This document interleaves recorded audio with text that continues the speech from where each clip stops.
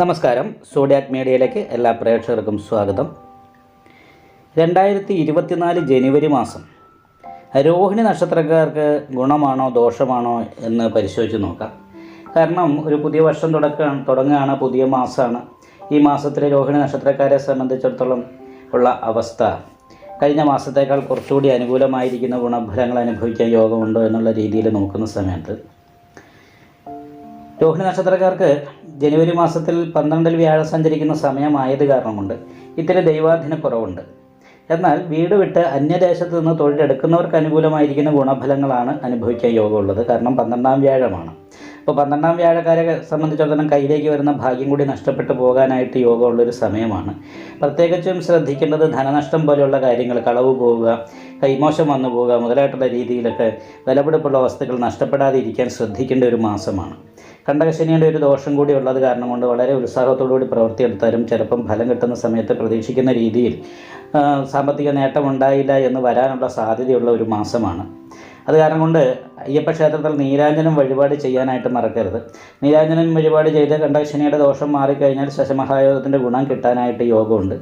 അതായത് രാജപ്രിയോ ദേശപുരാതിനാഥോ ഭക്തോജനന്യം കൃഷിദാനിയുക്ത എന്നാണ്. അതായത് മേലുദ്യോഗസ്ഥന്മാരെ പ്രീതി നേടാനും മറ്റ് വീടിന് ചുറ്റുവട്ടത്തുള്ള ആൾക്കാരുടെ ബഹുമാനം ആർജിക്കാനും ഒക്കെ സാധിക്കുന്ന ഒരു യോഗമുണ്ട്. അതിനോടൊപ്പം തന്നെ ലാഭസ്ഥാനത്ത് രാഹു നിൽക്കുന്ന കാരണം ലാഭത്തിൽ കുറവുണ്ടാകാനും അത് വരുമാനത്തിൽ ചിലവ് ജാസ്തിയാകാനും ഒരു യോഗമുണ്ട്. എങ്കിൽ പോലും ഏതാണ്ട് വരവിനനുസരിച്ച് ചിലവ് എന്നുള്ള രീതിയിൽ നിയന്ത്രിച്ച് നിർത്താനായിട്ട് സാധിക്കുന്ന ഒരു മാസമാണ്. ഭാഗ്യസ്ഥാനത്താണ് 4-ാം ഭാവാധിപതി നിൽക്കുന്നത്. കുടുംബഭാഗ്യം അനുഭവിക്കാനായിട്ട് യോഗമുണ്ട്. എന്നാൽ പിതൃസ്ഥാനീയരായിരിക്കുന്ന വ്യക്തികളുടെ ഭാഗത്തു നിന്നും അപ്രീതി ഉണ്ടാകാനോ അവർക്ക് ശാരീരികമായിട്ടുള്ള അസ്വസ്ഥതകൾ പോലെയുള്ള കാര്യങ്ങൾ കൊണ്ട് മാനസികമായിട്ട് ടെൻഷൻ അനുഭവിക്കാനോ യോഗമാണ്. ചില പ്രേമബന്ധങ്ങളൊക്കെ നഷ്ടപ്പെട്ടു പോകാനായിട്ട് യോഗമുള്ള ഒരു സമയമാണ്.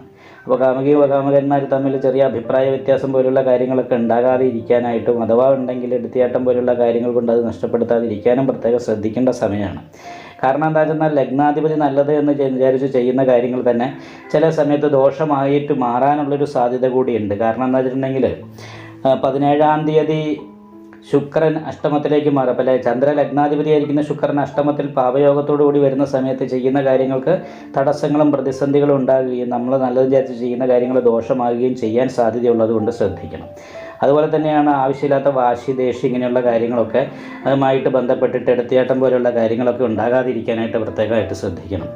അപ്പോൾ ഈ പറഞ്ഞ രീതിയിലുള്ള ദോഷങ്ങൾ വരാതിരിക്കാൻ വിഷ്ണു ക്ഷേത്രത്തിൽ നെയ്വിളക്ക്, ഭാഗ്യസൂക്ത പുഷ്പാഞ്ജലി മുതലായിട്ടുള്ള വഴിപാടുകളൊക്കെ ചെയ്ത് നന്നായിട്ട് പ്രാർത്ഥിക്കണം. അതിനോടൊപ്പം തന്നെ ദേവീക്ഷേത്രത്തിലും യഥാശക്തി വഴിപാട് ചെയ്യുകയും ഗണപതി ഹോമം നടത്തുകയും നല്ല പ്രാർത്ഥന ഉണ്ടാകുകയും ചെയ്യണം. ദ്വാദശാക്ഷരി അഷ്ടാക്ഷരിയൊക്കെ ജപിച്ചിട്ട് ദൈവാധീനം വർദ്ധിപ്പിക്കാനായിട്ട് ശ്രദ്ധിക്കണം. അപ്പോൾ ഇങ്ങനെയുള്ള പരിഹാരങ്ങളൊക്കെ ചെയ്യുകയും പ്രാർത്ഥന മുതലായിട്ടുള്ള കാര്യങ്ങളൊക്കെ ഉണ്ടാകുകയും ചെയ്താൽ ഈ മാസത്തിൽ വലിയൊരു കുഴപ്പമില്ലാതെ മുന്നോട്ട് പോകാനായിട്ട് സാധിക്കും. അല്ലെങ്കിൽ സാമ്പത്തിക പ്രതിസന്ധി പോലെയുള്ള കാര്യങ്ങൾ, ധനനഷ്ടം പോലെയുള്ള കാര്യങ്ങൾ, വേണ്ടപ്പെട്ടവരിൽ നിന്നും അകന്നു പോകാൻ ഇടവരുന്നൊരവസ്ഥ, സുഹൃത്തു വിരോധം പോലെയുള്ള കാര്യങ്ങളൊക്കെ ഉണ്ടാകാനുള്ള സാധ്യതയും അതുപോലെ തന്നെ വീഴ്ച സംഭവിക്കാനുള്ള യോഗവും ഉള്ളതുകൊണ്ട് പ്രത്യേകമായിട്ട് ശ്രദ്ധിക്കുകയും ഈ പറഞ്ഞ വഴിപാട് കാര്യങ്ങളൊക്കെ നല്ല രീതിയിൽ ചെയ്യാനും എടുത്തിയാടി ഒന്നും ചെയ്യാതെ ഇരിക്കാനും പ്രത്യേകമായിട്ട് ശ്രദ്ധിക്കുക. വളരെ ആലോചിച്ച് മാത്രം ഓരോ കാര്യങ്ങൾ ചെയ്യുന്ന കാര്യത്തിൽ പ്രത്യേക ശ്രദ്ധ കൊടുക്കാനും രോഹിണി നക്ഷത്രക്കാരെ ഈ മാസത്തിൽ ശ്രദ്ധിക്കുന്നത് നന്നായിരിക്കും. നിങ്ങൾക്ക് ഈ വീഡിയോ ഇഷ്ടപ്പെട്ടാൽ ലൈക്ക് ചെയ്യുക. നിങ്ങളുടെ അഭിപ്രായങ്ങൾ കമൻറ്റ് ചെയ്യാം. ജ്യോതിഷവുമായി ബന്ധപ്പെട്ട കൂടുതൽ കാര്യങ്ങൾ അറിയാൻ ഈ ചാനൽ സബ്സ്ക്രൈബ് ചെയ്യുക. ഞങ്ങളുടെ ഓൺലൈൻ കൺസൾട്ടൻസി നമ്പർ താഴെ ഡിസ്ക്രിപ്ഷൻ ബോക്സിൽ കൊടുത്തിട്ടുണ്ട്. ആവശ്യമുള്ളവർക്ക് കോൺടാക്റ്റ് ചെയ്യാവുന്നതാണ്.